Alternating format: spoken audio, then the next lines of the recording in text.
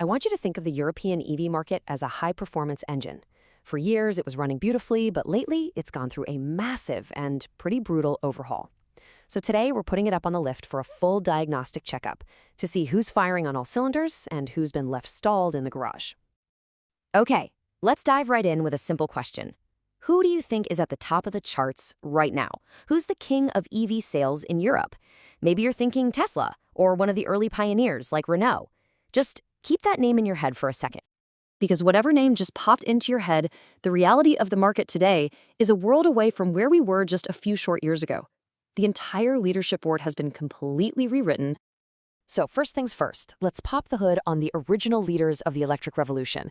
We need to run a diagnostic to figure out exactly what caused their engines to stall out so dramatically. The scale of this power shift is just staggering. Take the Renault-Nissan-Mitsubishi Alliance. Back in 2017, they were the undisputed champs, holding almost 40% of the entire European EV market. Today, that dominance has evaporated, shrinking to just 6%. Just let that number sink in. A drop of over 33 percentage points. For a market pioneer, that's not just a decline, it's a near total collapse, and it shows just how fast and ruthless this transition can be. So, what were the error codes that popped up on the diagnostic? First, their iconic models, the Renault Zoe and Nissan Leaf, which basically created the market, lost their competitive edge. Then, the messy leadership crisis after Carlos Ghosn's exit created internal chaos. And crucially, they made a strategic decision to slow down pure EV development to focus on hybrids, effectively taking their foot off the accelerator. But the Alliance wasn't the only one. What about the pure-play EV champion, Tesla? Now, this might surprise a lot of you, but they've taken a massive hit too. Their market share has been slashed by 2/3, plummeting from over 22% down to under 8%. This just goes to show that being first and being the most focused was no guarantee of permanent dominance. As the legacy auto giants finally woke up and flooded the market with new models, Tesla's huge head start began to erode. They just weren't the only serious game in town anymore. And here's the final diagnosis for the stalled engines. This chart really puts it all into perspective. The three early leaders, the Alliance, Tesla, and even BMW, have all seen their market share more than cut in half. A brutal reality check for the pioneers. But of course, as some engines sputter out, others roar to life. Now it's time to inspect the performance upgrades of the new dominators, the groups that are now running at full throttle. And here it is, the single biggest story of this market transformation, the Volkswagen Group. Just look at that jump. They went from a modest 6.6% share back in 2017 to a dominant, market-leading 29.6% today. It's an absolutely incredible comeback. A 23 percentage point gain. To put that in perspective, they've basically captured nearly a quarter of the entire market from their rivals. In an industry this competitive, that is explosive growth. Volkswagen didn't just join the EV race, they decided they wanted to win it. So what was their winning formula? Well, it was a calculated three-pronged attack. One, they poured billions into dedicated EV platforms, like their MEB architecture.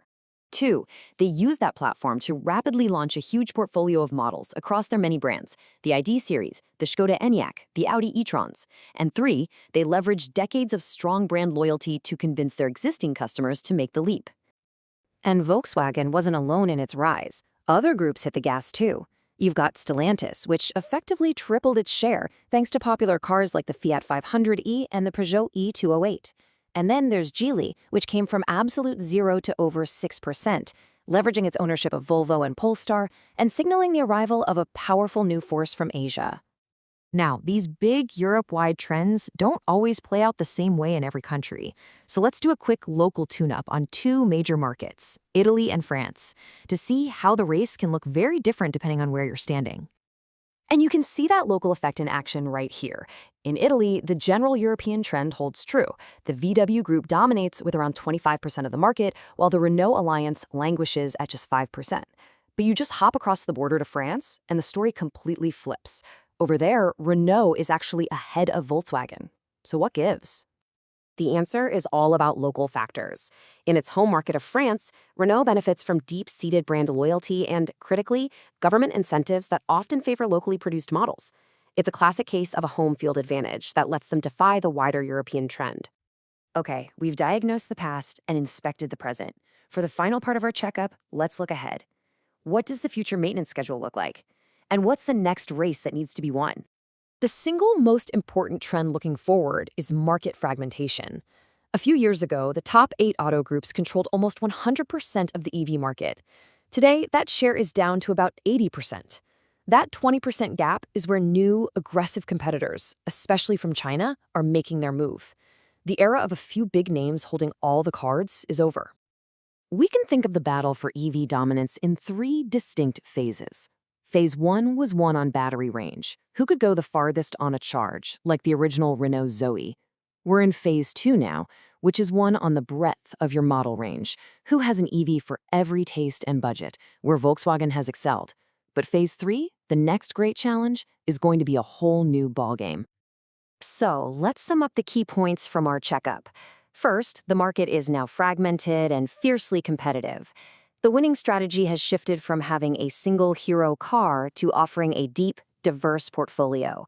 And looking ahead, the war will be won or lost on cost efficiency and who can build the best next-generation platforms. And that brings us to our final, provocative question. If the next big race is all about efficiency and driving down costs, which automaker do you think is already building the right engine for that fight? Who is best positioned to win the next and arguably most important lap?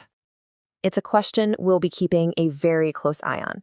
To see how that race unfolds, make sure you follow our channel for future checkups. Thanks for tuning in.